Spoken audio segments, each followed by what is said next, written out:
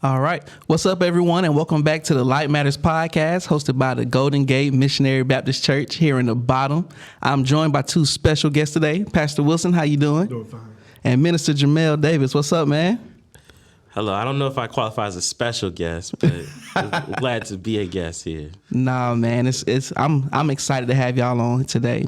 Just a reminder for you all, our theme scripture for this podcast is 2 Corinthians 4:4, and it reads, "In their case, the God of this world has blinded the minds of the unbelievers to keep them from seeing the light of the gospel of the glory of Christ, who is the image of God." And so today, y'all know that we've been talking about the light. We've been talking about the light for the past couple episodes. Just to give a quick recap on the last one, we discussed the selfishness of humanity and how the conclusion that we came to, humanity is not more selfish than it's been before. We're just more unashamed of our selfishness. And that leads to some of the things that we see here today. But today, I'm excited about today's topic because we get to talk about fatherhood. So I think whenever we're talking about light, darkness, something that we must address. And I think God even gives us a template for this by calling himself the Father. Is the role of the Father in pushing back that darkness. And so Jammel and Pastor Wilson, you guys are on your own fatherhood journey. So I want to give this time to kind of plug, where are you in your fatherhood journey? We can talk about that in your families and then spiritually. Where would you say you are in your fatherhood journey? And I'll start with you, Pastor Wilson. Okay. I'll start off. On my fatherhood journey, I am a proud father of 5 boys. Yeah. Their ages are 16, I think 20, 22, I think 24, 25. Anyway, they go from 16 to 26. Yes. And so that's where I'm at in my journey. I've just about raised all of them. I got the 16-year-old, he'll be grown in a couple of years. I have I think I tried to do in my journey with them as a father is to be an influencer. You know, on YouTube, you have all these influencers and all that. I want to be the influencer in their lives. Yeah. And sometimes in ministry, pastor, wherever you are, sometimes you can get so busy and neglect that. But what I try to do more than anything else is to make sure that they hear my voice. Yeah. Not that I'm a dictator or demanding that they do anything, but I want my voice to be the most recognizable voice than any other voice. Yeah. So that's where I'm in my journey with them spiritually. Yes, there's some things I could have done better, some things I regret, or I wish probably I would have made the sacrifice for them to go to a Christian school. But unfortunately, sometimes with 5 boys, that got very expensive. We started it. It just got expensive, let's be honest with you. But I wish maybe I would have made a sacrifice, maybe a little bit lesser house, a little bit lesser car, something like that to do that. But it just got really expensive, and especially during the summer, you had to pay for camps. I tell you, man, that's expensive stuff. But as far as I'm in my journey, my kids are doing well. They, 3 of them are, 2 of them finished college. Got one transitioning in college or in between college, and one's in college, then one's in high school. And so I just try to make sure they see me as the spiritual leader. I make sure I take my role seriously, and I make sure I give them quantity and quality time, and just make sure I have a good relationship with them. And it takes time, it takes intentionality, and it takes a sacrifice. Absolutely. So that's where I'm at in my journey. I'm very proud of them. Some things I could have done better, but God will fill that gap. I love it. I love it. And then before I kick it over to Jammel, talk a little bit about your role as a spiritual father. Where are you on that journey? Well, the good news is that my boys, we didn't have any problem going to church. They always looked forward to go to church. They went to Sunday school. It was never, sometimes parents, they'll ask their child, do you want to go to church or do you want to do this? That was never an option. Not that we bullied them or yelled at them to do that. It was just a natural thing that we did as a family. Yeah. I made sure I taught my boys how to pray. They can pray publicly. They have no problem with it. I've had Bible studies, theological sessions with them. And so the good thing about it is that they can come to talk to me about godly things. Yeah. And when they come to me and ask me, what does the Bible say, or what should I do this, and I have an opportunity to impart spiritual wisdom into them, that makes me a proud father. Just by them asking me a question lets me know I've done something right. Yeah. Yeah. I love it. I love it. Thank you, Pastor Wilson. So, Jammel, tell us about your journey as a father. Well, in comparison to raising 5 boys, I am in the kiddie pool. I don't know. I am just starting. I have a little girl. She would be 2 years old in about 2 weeks. Love It's it. really exciting time. Yes. Being a father is something I always wanted to do. From a young age, I knew I have a good relationship with my father, which is important. And Yeah. I don't know, being a father was something I always wanted to do. And I'm loving it. It is, I try to enjoy each moment of it. And it's not possible to do all the time, but I don't know, I just listen to other fathers and other people who just saying that time flies by. And so I'm trying to soak in every little moment, realizing already in 2 years, the amount of growth I've seen in my daughter is amazing. And so I know that she's not even the little baby she once was. I know that this little toddler I have now, she's not going to be that for long either. So I'm just trying to enjoy it, soak it in. I wanted to be like Pastor Wilson over here. I used to tell people I was going to have all boys. I prayed for all boys, and I was telling people I was not going to have any girls. Like that was in my control. Yeah. But I am a proud girl dad. Yeah. Shout out to Kobe for changing, the narrative around that. Yeah. I've embraced that. Love being a girl dad. Yeah. So just trying to enjoy every moment of it. And I want, even now, I'm trying to build the things that you're talking about where,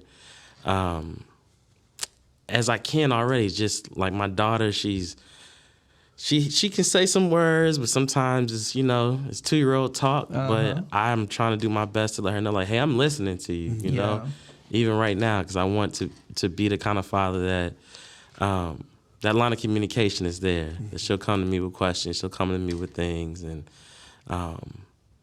it's a lot of weight, but I do see, I think I'm probably gonna, for a little girl to a woman, I'm probably gonna be the most important relationship in her life, and so that's something I take with I take that responsibility seriously. Absolutely. But I'm loving it, like I said. That's dope. Even at this early age, how do you see you living out that role as the spiritual leader? I know, like you said, your daughter's only 2, but are there any things that you could think of right now that you explicitly do in that regard? Yeah, I can say I can boast a little bit. Proud parent moment, because it's not just dad. It's my wife too. Of course. We try to pray, before meals. And we've been, trying to do one that she can remember. And at 2 years old, she remembers what she wants to, but we went to go pray, and she put her hands together and she put her head down. We're going to pray before our meal. We're out to eat. Yeah. And the fact that she knew what we were doing. Yeah. And then we said our prayer, and then at the end she said amen. Yeah. And I don't know, I could have danced, you know what I'm saying? Yeah. I'm doing something right, And so I definitely we'll probably talk about it a little more, but I see the responsibility biblically and spiritually raising a family, on a father. And so that's something Absolutely. I do take seriously.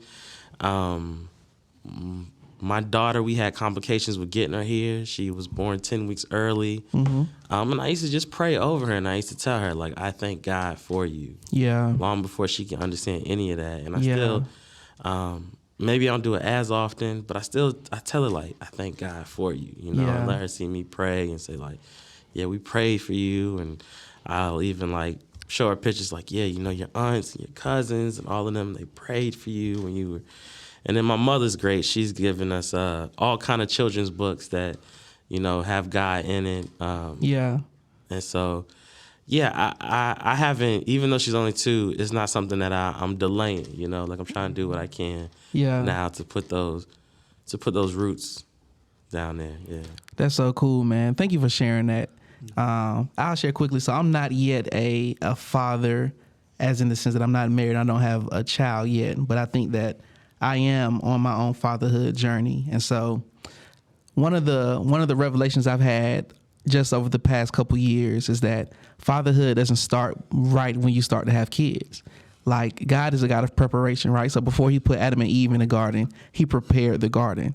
And so it's like, okay, Wayne, if you want to be a father, what are you doing right now to get those disciplines in place so that when you bring a child into the world, you know what I'm saying, you've already been working on you, and now you can bring someone else into this culture and this garden, if you will, that you have created. And so I'm still in the very, very early stages of just working on myself so that I can, in a healthy way, integrate others into that. And so I'm just honored to sit up here and talk to you brothers about fatherhood, especially with all that's going on in the world. So I'm going to plug this real quick. I would love to kind of get y'all perspective on this, but we are, as this episode is being aired, on the heels of just this horrific incident that happened here in Texas, in Uvalde, Texas, with the school shooting. And the young man who perpetuated the act has been pretty publicized now that, you know, he was raised by his grandparents. He didn't have a great relationship with his dad. I just want to give y'all a quick couple minutes just to kind of weigh in on that. Like, where do you even see, as we're having this conversation, how do you see fatherhood even tying into tragedy? You can talk about how it could have helped the young man, or even what are the conversations that you guys are now forced to have as dads based on what you see? Good question. You can go ahead. All right, I'll say this. One, I wanted to say I've been praying for that. It's so tragic, it leaves you speechless. Yes. And it's even hard to pray because you don't even know what words they even come out your mouth, but the Holy Spirit is there. I think that the problem there, unfortunately, is lack of time. Obviously, the father did not maybe just spend enough time there. Yeah. And I'm not blaming the father because, you know, he's 18, make your own decisions, and I knew he had to know killing children had to be wrong, but I know that not having a father in your life can have consequences. Yeah. It can lead to behavior problems. It can lead to anger issues. It can lead to crying out for attention. It could be leading out to doing things for attention. It can warp your theology of how you view God and how God responds to that. It can lead to a lack of fear of God. Yeah. So it can do a lot of things. And so I believe that the father's role has to be intentional. One of the things I wanted to do, make a commitment, God willing, when I got married and had children, I was going to keep my marriage, do my best to keep my marriage intact. Yeah. And not do anything to tear the marriage apart, because I wanted my marriage to last. I believe that. But two, I wanted my children to see me when they wake up every morning. I want them to see their dad. That was important to me. I felt if they can see their dad each and every morning and know that I'm there, it brings a sense of security there. Yeah. So I think a lot of that was lacking there. It's unfortunate, and probably maybe his father didn't have a great relationship with his father. Yeah. I've had the privilege to preach at many different prisons, and they all come to me and said, my father wasn't in my life. My father wasn't in my life. And I think the problem is that when your father's not there, it raises the percentage of something terrible happening in their life. Yeah. Not finishing school, maybe acting out in certain ways, committing crime in prison. It just gives them an unfair advantage. So I think what it teaches us is the important role of a healthy father in a child's life. I don't know what we could do to fix that other than promote that, but I don't know how that could have been avoided, but the father's key. Absolutely. The father's key. Absolutely. For me, I like Pastor Wilson said, it's been a little bit difficult to even find the words sometimes to describe what happened. And the thing that I guess, this is my perspective, but I think sometimes we take issues that are real complex and try to simplify them to something, one thing. And so I think that obviously having a father in that kid's life, the young man's life, would have made a difference. Mm-hmm. It's just a lot of these things are so multifaceted that it's not any one thing. Yeah.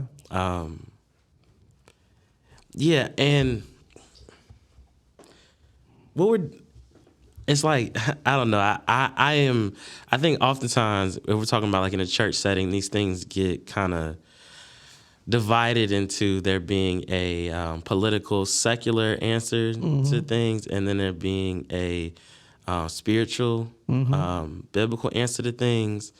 And I think that there's room for both. Absolutely. There's room for us to address some of the political environment and some of our policies that make something like that possible, but not ignoring that if he had his father in his life, if his father don't know Jesus, y'all talking about darkness last night. If his father don't have nothing to show him and to give to him but darkness, then it's still gonna replicate. It may not show up like that. And it was a tragic way that it showed up. It just, so for me, it's a long way of me saying I don't think there's simple answers to these things, and I guess that's one of the things that frustrates me in the conversations that's been going around about a lot of these things is that people want to simplify it to, well, if just this, and I'm all for, we need to do something, that we need to like make action, take steps. It's just, it's a lot wrapped up in that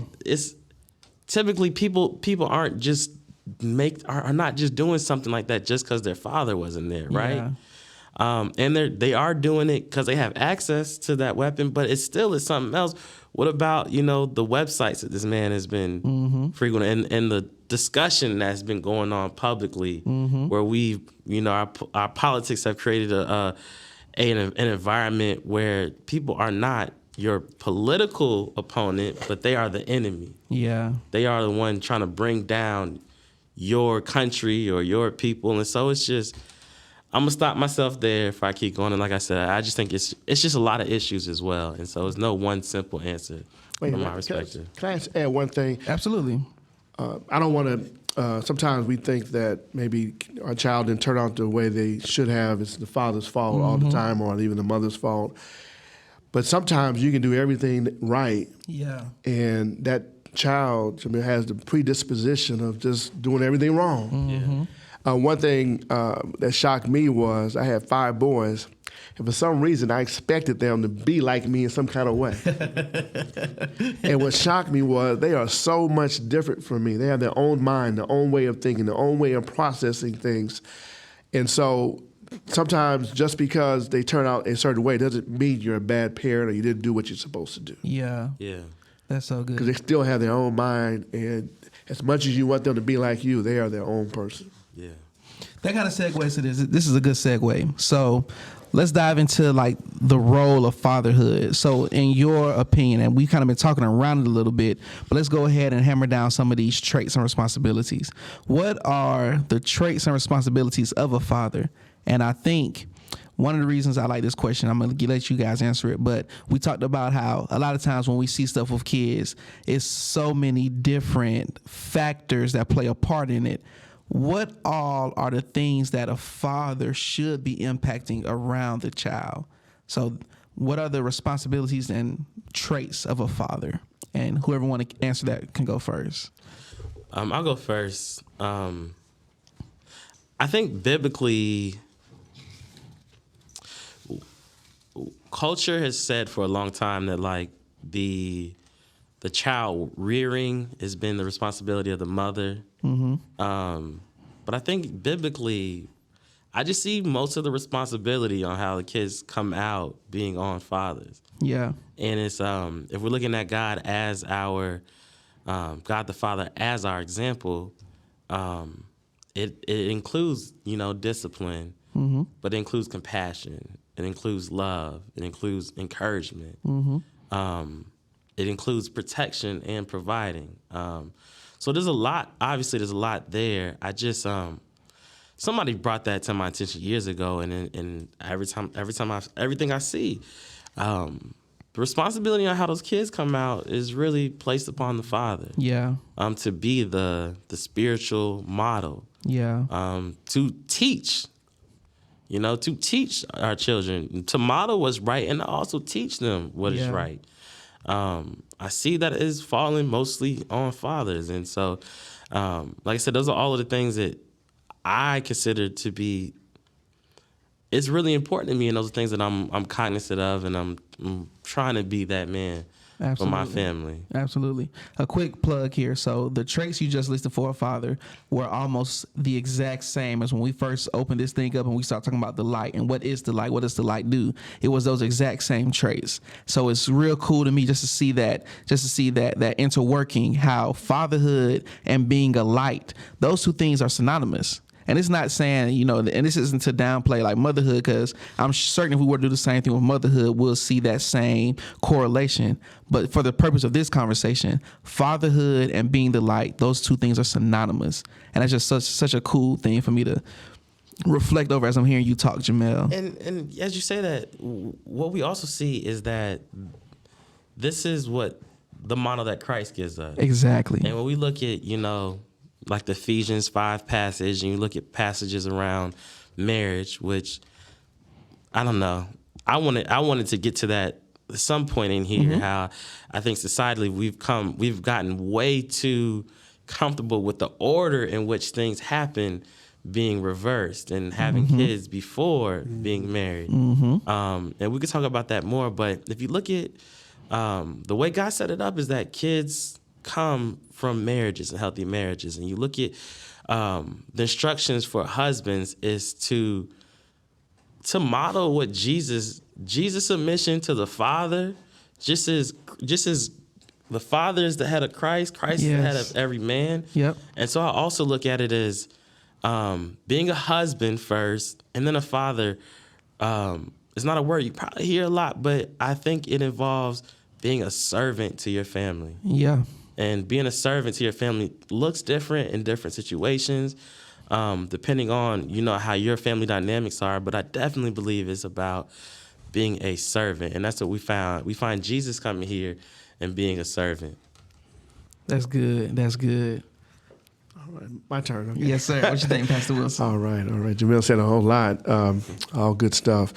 My thing is, a lot of people in our society, we put emphasis on the accomplishments of our children. Yeah. And that's fine. I want my children to be successful. I want them to be able to make a living. I want them to be able to support their family. But my emphasis as a spiritual leader in the family is that being a spiritual leader. I'm more concerned about their spirituality, their relationship with Jesus, than I am with them being a doctor, lawyer, whatever they want to be. Yeah. Yes, I'm happy for it. Yes, I'm proud. But I'm going to tell you, I'm more proud when they can be whatever, they can have the lowest position in society.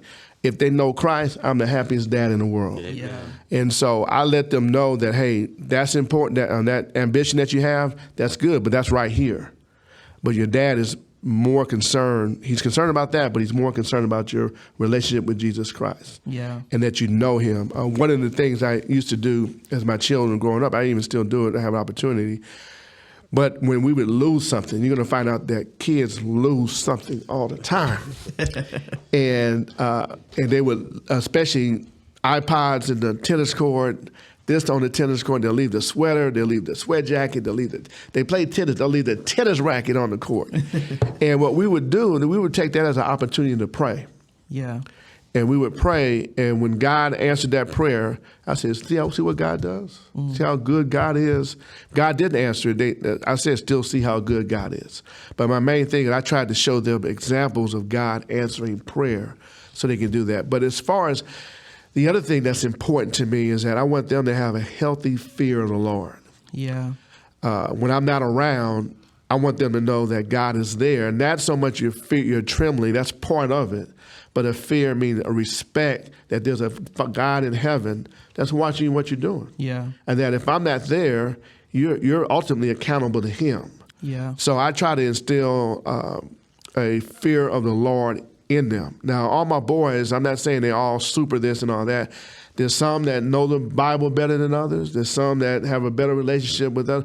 But I'm working on all of them. Yeah. And when they feed back to me maybe something that the Word says, that makes me very, very happy. So my main thing is that the fear of the Lord, I want them to have a relationship because that's what matters most in life. Because when I'm gone and I know they know the Lord, I will see them again. Yeah. And that's important.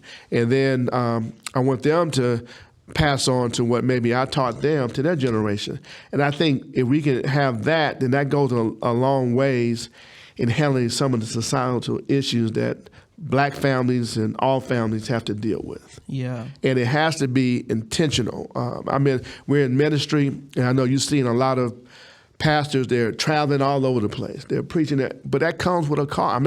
I'm not saying what they're doing is right or wrong, but you have to weigh the cost. Yeah. If you're gone 2 or 3 weeks out the month, maybe traveling, or you're gone this way, there's a reaction or a consequence to that at home. Yeah. And I chose that, that when I was in ministry, I'm only going to be at the church 3 nights a week, no more than 3. The rest of them I was going to be at home on time eating dinner with my kids. So have boundaries, let your kids see you. One thing about being in ministry that's an advantage is you have a little bit of flex time. So I always for the most part, I took my kids to school and picked them up. That's good quality time. Yeah. I remember I had to pick up 4 at one time. I would start at 2 o'clock, next drive for an hour and a half, one stop to the next, picking them all up. But that's good because they're spending time with their dad and they're seeing their dad pick them up from school, and they get to talk to their dad. Because as soon as they get in the car, they're going to go nonstop, and you're there to listen. That's awesome. So whenever we talk about this particular topic, one of the things I'm just always captured by, and I talked about this on the last podcast, I want to say we did together, how when God would introduce himself or reveal himself to new people for the first time, he would always say, I'm the God of your fathers, Abraham, Isaac, and Jacob. And that's just always stuck with me because it's like that provision, that protection, that leadership, that covering you got from Abraham, Isaac, and Jacob, that was from me. And so it's just always just glaring. The role of a father is to be the vessel through which their children can interpret and understand God. And I think like that's just everything you guys are talking about. That's the thing I keep hearing, like, make sure I reflect Christ to my daughter, to my sons, so that when they have that opportunity to have that relationship, hopefully those qualities that they're going to use to connect to God, because all the things we say about God, God the provider, God the, protector, God, all these things, some of that they need to see in dad, and they understand that God can be those things because dad was those things. Something else that you guys, as y'all was talking, it's crazy to me, and I didn't make this connection until your intro, Pastor Wilson. A lot of social media language is derived from things that you would hope that a father would do, right? And so you on Twitter and stuff, you want to get followers. Well, hopefully you're following your father early on, or everyone wants to be a social media influencer now. Well, as fathers, we need to be influencers in our homes. Mm-hmm. And so it's a lot of those things that, society is, we're trying to find affirmation in other places, but the father is supposed to be the original place of getting that affirmation, the original place of, who you're supposed to be following, who's supposed to be affirming you, who's supposed to be influencing. All that's supposed to happen with the father. So I thought that was real cool. Let's go here. And I think this is where a lot of the conversation we want to have, this is where it's going to happen. So let's talk about modern times. So we live, and I'm not as well versed on it, so I'm trying to do it the best justice I can. But we live in a time where there is no direct truth anymore. And if you try and hold on to a truth, you're offending somebody. So now, there's not just one gender there. You can be whatever you feel like you want to be. You can be, you don't have no gender, whatever the case may be. When it comes to relational things, like people have so many different categories for relationships now. It's no longer single, married. You can be in all kinds of different kinds of relationships. There's so much stuff out here nowadays. So now we talk about the role of a father in our modern times. Do you believe that the role of fathers have changed? And if so, how? That's be the first question I'll throw to y'all. Do you believe that the role of fathers in modern times have changed? And if so, how? I'll let you choose. Okay. I'm going to go first. Okay. You go ahead. I think one of the things that, so just aside on what you said about truth, mm-hmm. I believe in people having the right to live a life, that they want to. God, in some sense, gives us even an option on choosing him or not. Mm-hmm. But regardless of what people are saying, truth is still truth. Regardless of what you if you want to acknowledge it or not, if you want to deny it, like, truth is truth. Yeah. But one of the things I would just say, because I don't know, this is just a pet peeve of mine, but I hate the phrase "speak your truth," because truth is not subjective. Your experience is subjective, and if you're telling your experience, tell your experience. But if it's true, it is true, regardless if I agree with it, if I like it or not. But going to the main question, I think that in the way that we have society has redefined families, I think that fatherhood is really downplayed its importance. Yeah. Until something happens like Uvalde and people go retroactively and say, well, look, the father wasn't there. Mm-hmm. And then they blame the father. And I think there's a lot of times there's reason to blame the father. But I think this idea of fatherhood in general, I think, has been downplayed. We, particularly in our black culture, we have celebrated single mothers and what they've done. And I think we should celebrate women who are, doing it all on their own. I think, but it's become more to a point where it's like, at one point it was like, we're celebrating single mothers who are doing what they have to, in spite of the lack of a man, to where it's almost been like made almost into ideal, and that a man is not even necessary. Yeah. Science has made it to where you don't need a father. In some sense, yeah, people are able to go to, and again, I'm not trying to step on anybody's toes, and everybody has a choice to do what they want to do. But personally, I believe that every child has the right to have a relationship with their mother and their father. Yeah.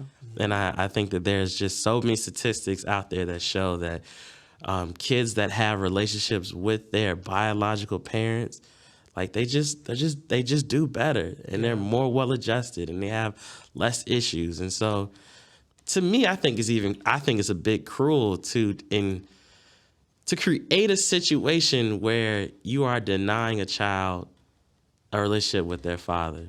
Yeah. But we live in a society where it's like, you don't need them, because we're celebrating women who are doing great stuff. And I'm not trying to downplay the women who are doing great things. This is men not stepping up to the bat. So I put the onus on the men who are not stepping in and doing what they should be doing.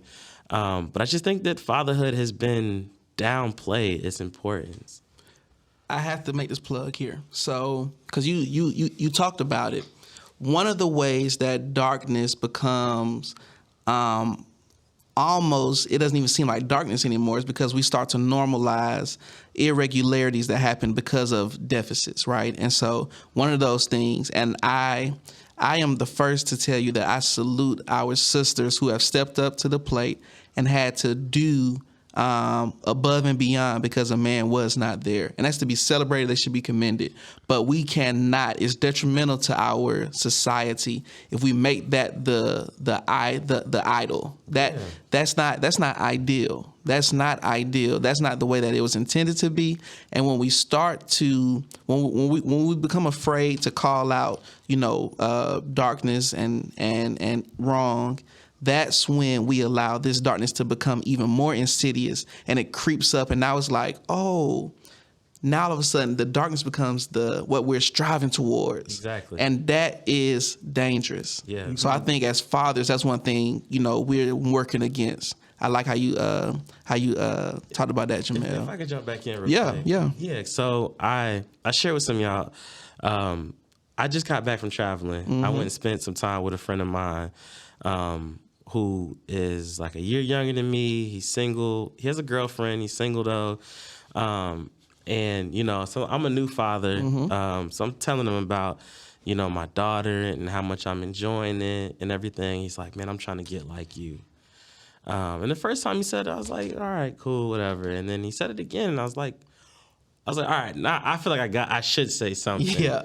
And I was just like, and it's not, I don't know if I'm not saying he meant it like that, and then it's not a knock on him at all.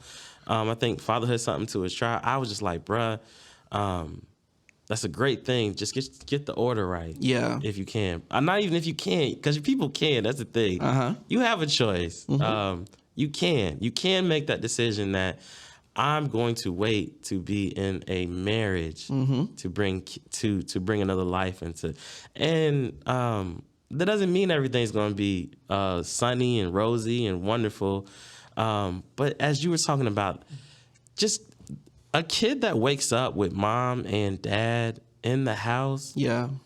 And it's not a knock on anybody. We have phenomenal people who have overcome not having that, but those people who they'll let you know, I did this in spite of my father not being around. Yeah, because it is something that affects them to this day. Yeah, my wife and I, we were watching this dating thing. She likes all those dating shows. One of them was in DC, and this man, he's almost 40. And he's talking about his relationship with his father. And he breaks down and he's crying. And it's not a knock on him. It's just that this man has been very successful. He's done a lot of things. And it's still something that affects him. Yeah. And so the way God intended it is for mom and dad to be married, to be in love with each other, and that kid to be able to wake up and see mom and dad. Yeah. That's good. That's good. I think... ask you a question about has the role of the father changed over a period of time. I believe that it has not. Maybe society has tried to change it, but biblically, I think you have some passages in Deuteronomy 6:6, and you have Hebrews 12:5, and you have Colossians 3:1. Has not changed. God's word has not changed on the roles of the father. Yeah. Maybe our attitude toward his word has changed, but it's teaching instruction. Being an example, raising them in the Lord in a way that they don't forget what the Lord has done.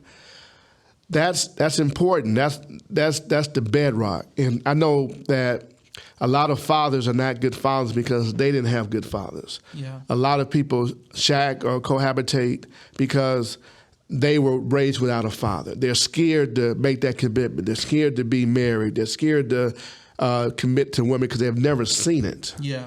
And what they have seen is not something that they want, or they're confused about it. Yeah. And so that's the problem. But we still are commanded to do what the Bible says. And my thing is this: the black family faces racism, discrimination. My father faced racism, discrimination, but guess what? It didn't stop him from being a good father. Yeah. And a lot of times we use society evils to tell us that we can't be a good father or you can't do this, when the God that we serve is bigger and has proved himself bigger than any problem that we're faced. Yeah. And so the answer is we just need to man up and make a commitment that I'm going to be, in spite of what my background is, in spite of what's happened to me, I'm going to be the best father I can do. What I do with my father is I had a good father. Okay. Was he biblical and all that? The answer is no. But did he go to church every time? Did he model that? Yes. Did I see him praying? Yes. Did he make sure that I was spiritually developed? Yes. But the issue is that what I did with him, I looked at all the good that he did for me. Yeah. I took that and brought it to my children. All the bad or not so good, I left it alone. Yeah. And so I'm hoping that when my children raise their children, they take the good that I've done and leave the bad behind. Yep. And that's what we got to do. Yeah. But it takes, like you said before, even become a father, I'm going to be the best father possible. I'm going to make the sacrifices that need to be done.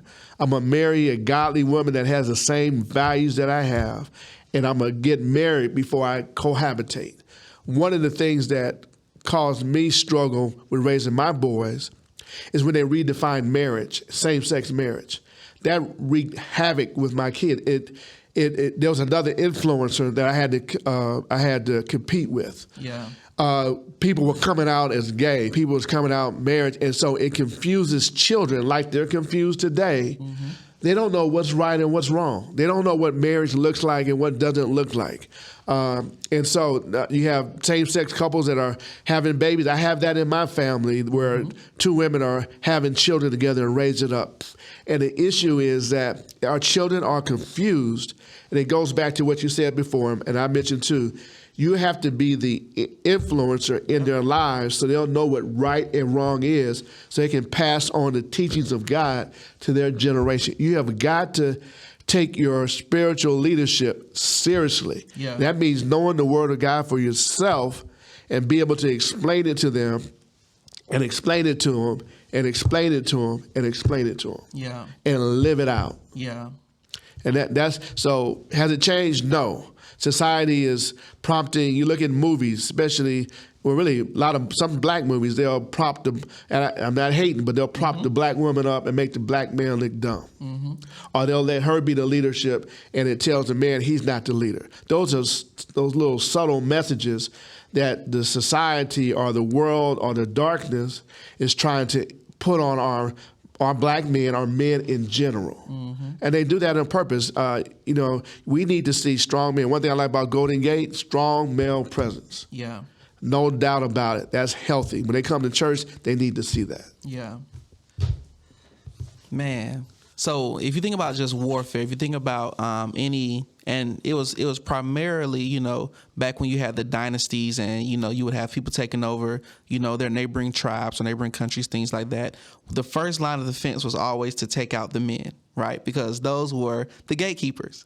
And the same thing is the case with spiritual warfare, right? So you talk about like that imagery that you see on television, things like that. The goal is always to take out the protector, whatever the case may be. Even if we want to go back to, they came out with these slave journals, the Willie Lynch letters some years ago. And it just kind of was a culmination. It was a partly fictional, but it was a combination of all of these slave journals from slave masters. And they came up with kind of this system of how you break a slave. And it talked about how you made an example of the man, right? And how you would do that to make everyone else submissive. And so it's so interesting to see how in society it looks different, but we're doing the exact same things, right? We're breaking the man so that we can prompt up other things, and now our culture, in a sense, is submissive and is susceptible to these things. Yeah, and I agree with you, and I just think that our African American culture has become to the point where we've accepted something that should be abnormal. Yeah. And again, just in the name of propping up and celebrating women, nobody is even.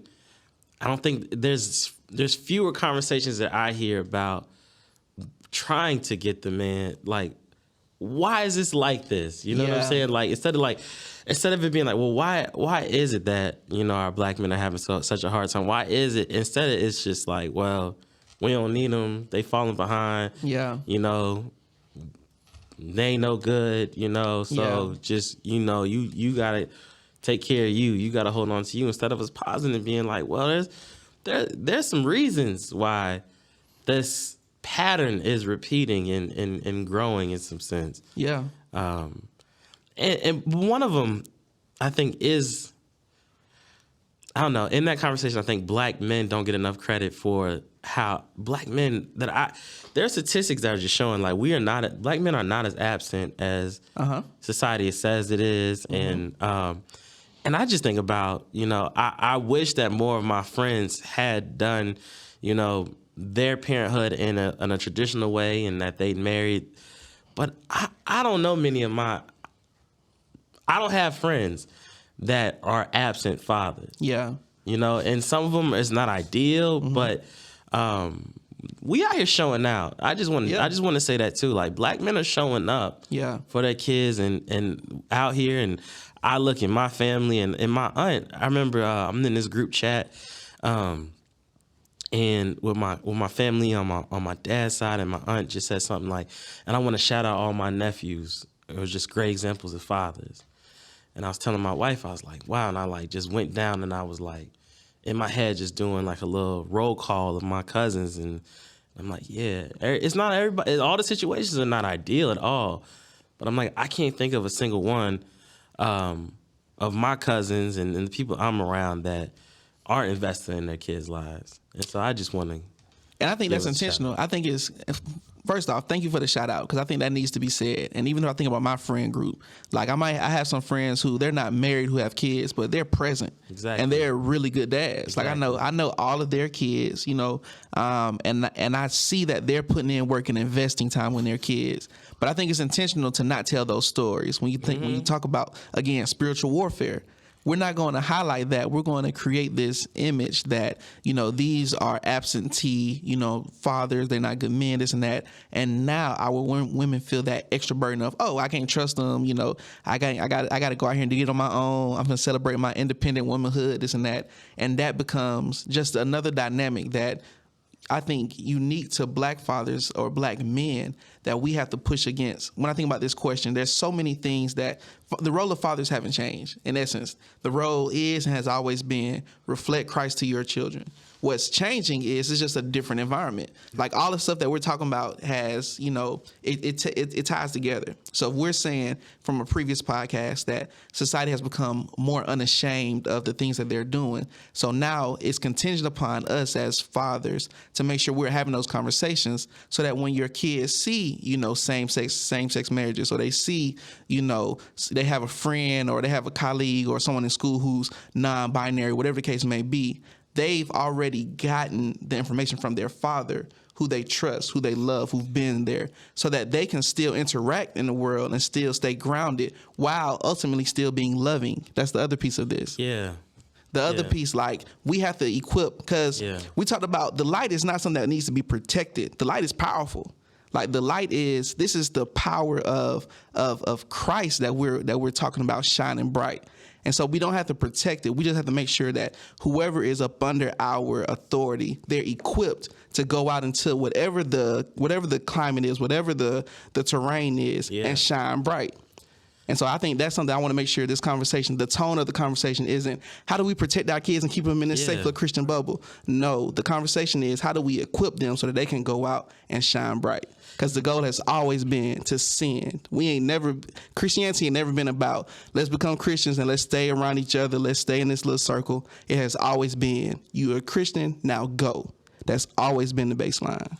And I think that we as Christians are fighting battles that are already lost culturally. Tell me more. I just think that we need to come to grips with we live in a society where people, you know, identify how they want to. Mm-hmm.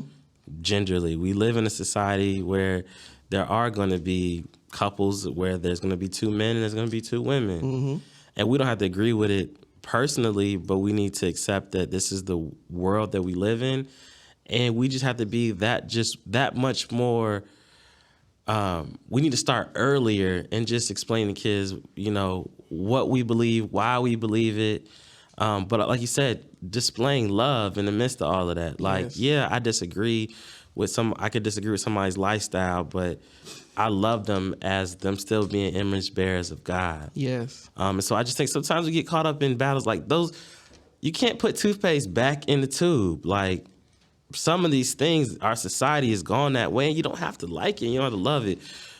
But we're not going to reverse that. Like that's not.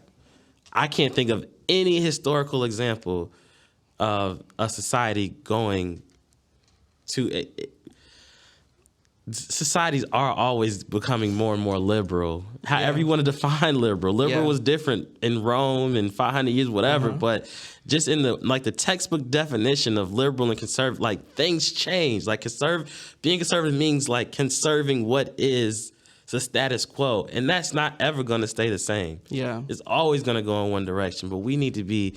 I remember when I was in seminary, it stuck out with me. One of the professors saying the question used to be, how early do we start talking to our kids about sex? And the question instead is like, when is it too late? Like how? And like we just basically like we got to be talking about that and just explaining earlier and earlier. I think, piggyback on what Jammel said, I think emphasizing the traditional family, getting married first, and if they see their mother and father together, having children under the context of marriage, I think the way to combat the culture is that they'll not have a preference toward that. Yeah. I think when that part is broken up, then it's open game. But I think what we have to do is show them an example, talk to them, and I believe that they need to have an apologetic, a way to defend what they believe. I believe that when they're confronted with something that's not true, that goes against the Word of God, they have to be able to articulate it. I know we live in a culture that is fast changing, that is going this way, but I still think there needs to be some voice out there that is standing up for what's right or speaking for the people who may not say anything, but believe what that is to be true.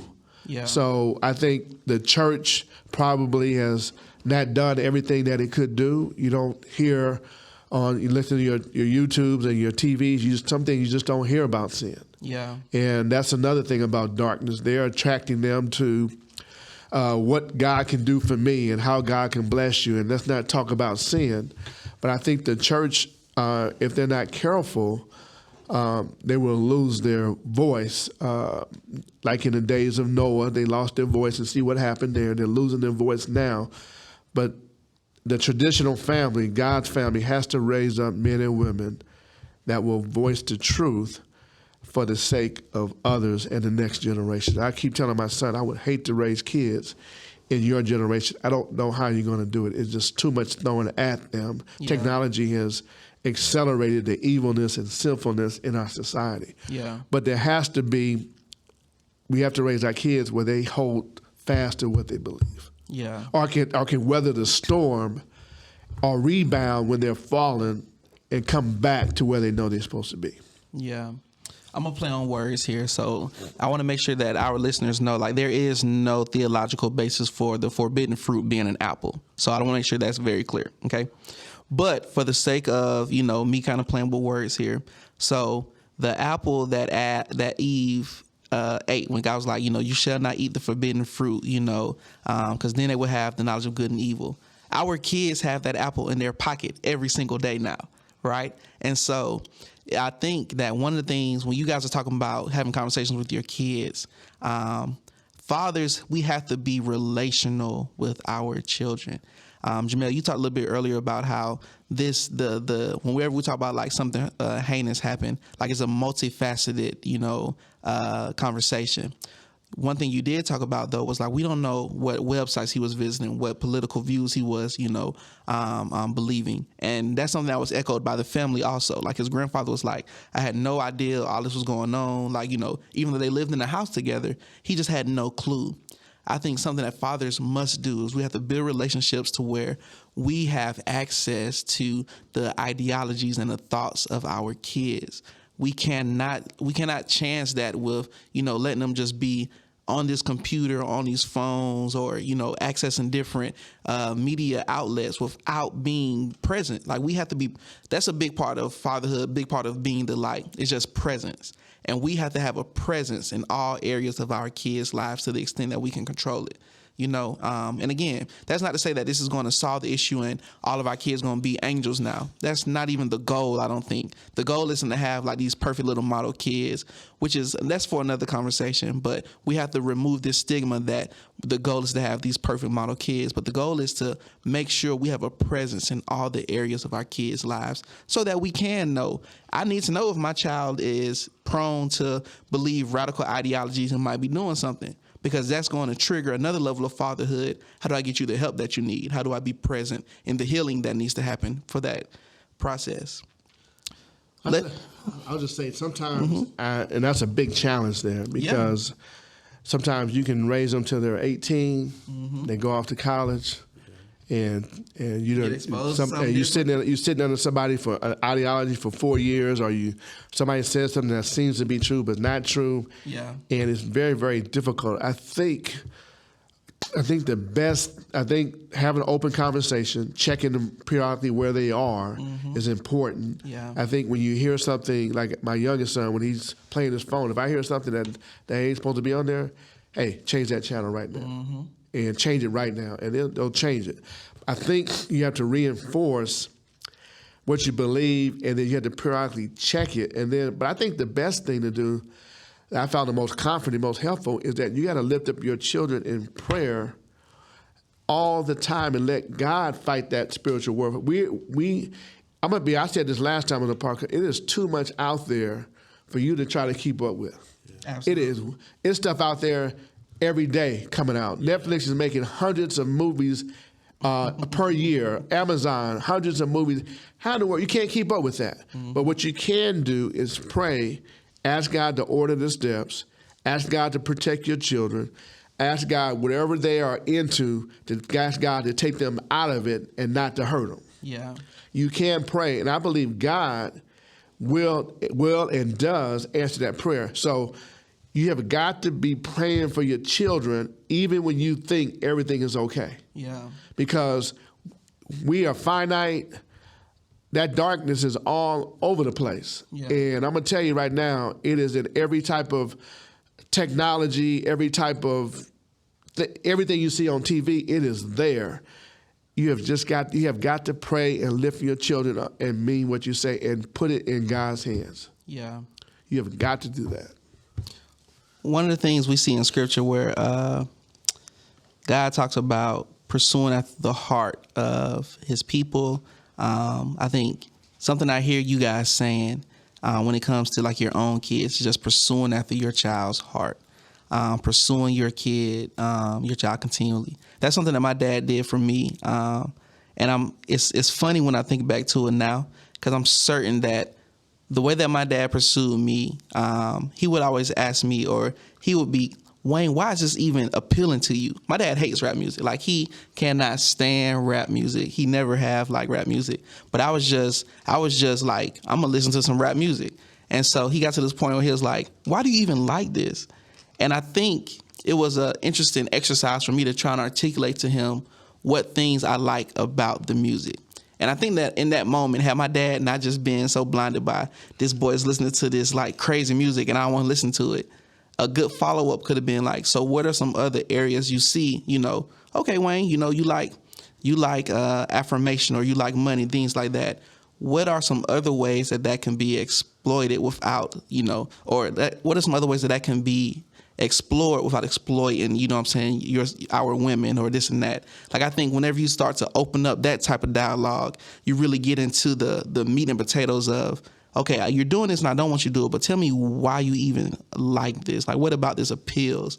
And that becomes, you're talking about having the ability to evangelize. That becomes access to, well, let me show you how this looks, in Scripture. Let me show you how this looks in our life, me and your mom, things like that. Yeah, I love that. Before we get out of here, what are some things that fathers can do to create this type of environment that we're talking about with their kid? And let's do it this way. So, Jammel, you have a 2-year-old right now. So, like, what are some things you see yourself, and you kind of talked about it a little bit already, what are some things that you can see yourself doing with your child to build up the type of relationship and environment you want for your daughter? And then, Pastor Wilson, on your side, like, I think this is a cool dynamic where your kids are older, right? So what are some things that you can do as a father now, who you've already kind of sent your boys out into the world? What are some things that you can be doing now, or you still do now as a father, to create the environment where you get to disciple and pour in and pursue your boys?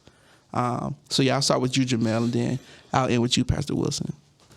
Yeah, I think some of the things that Pastor Wilson shared that I think it comes down to the root of some of these things are communication. Mm. I agree with you. It seems like it is not possible to stay on top of everything that's going on. I can tell you, I can't stay on top of everything that black millennials are on, right? Exactly. I'll be on, and then there'll be some new hashtag, and everybody, and I'm like, I gotta Google that hashtag because I'm late, Yeah. So I think it would be, foolish to think that you could be on top of everything. But I do think it is a matter of trying to understand. But I just think communication. That's what I hope for. And I pray over my daughter, like you were saying, and I think that's important. And for me, it is I want her to know God. Like that's as I pray, and I pray, and I have a list of things that I ask God for. You know, I want her to be healthy, and I want her to be intelligent. I want her to live a good long life, and I amongst all things, I want her to know God, and I want her to glorify God. And so for me, it's just trying to open those lines of communication. Yeah. Like I said, my daughter, she can get her gibberish, but I just want, even now, for her to know, like, hey, if you start talking to daddy, like, he gonna listen. And I'm engaged. I try to give her, oh yeah, and I don't understand what she's saying. Sometimes she'll correct me. I'll be saying little responses. Be like, is that right? And she'll be like, no. Yeah. Like, oh, okay, baby. All right. Thank you for correcting me. I got it now. I had great parents that were really involved, but I did not feel like I had the safety to tell them many things. Yeah. And so I think there's a lot that my brother and I did that we just kept to ourselves because we didn't feel like that line of communication was there. And since being grown now, I love that we've grown in that area a lot to where I can be more open with my parents because they still parenting me. You know, I'm 33 and that's still mom, that's still dad, you know. And so for me, I guess above all, I'm just trying to make sure that my daughter knows that she can come talk to me. She can share with me. So that just keeping those lines of communication open. I love that. What about you, Pastor Wilson? What I do now is, Jammel said, I make sure I'm available. Yeah. When they call, I call them back. I answer the phone. I make sure I listen. I be quiet, hear what they got to say, so they keep coming to me. I don't raise my voice. I don't do anything like that. They're grown men. So I'm also, what I do as I raise them, and one advice I would give any parent out there, always treat your children with respect. Do not provoke them to anger. Yeah. That means there'll be times when you may yell at them, but that cannot be the course of discipline is yelling. Yeah. Course of discipline, what I do is I tell them, and they don't do it, I tell them again, and I tell them consequences. And then I follow up with the consequences. Yeah. What I do now is I counsel, I give them the best wisdom I have, and I have to have the strength and the wherewithal to let them make their own mind. That's parenting. I thought was hard early on. It is harder when they become grown and on their own. It is. I'm gonna tell you, it's painful. It is painful. I can imagine letting go and letting it is painful. And so, right now my son, he's going to D.C. for an internship. Well, he wanted my other son to drive to D.C. with him. And I told my wife, I am not putting two of my sons at risk on that road. Yeah. And so I've been negotiating with my oldest son, shipping the car out there and all that kind of stuff. And I won't pay all of it because he has to take some responsibility and he has a job.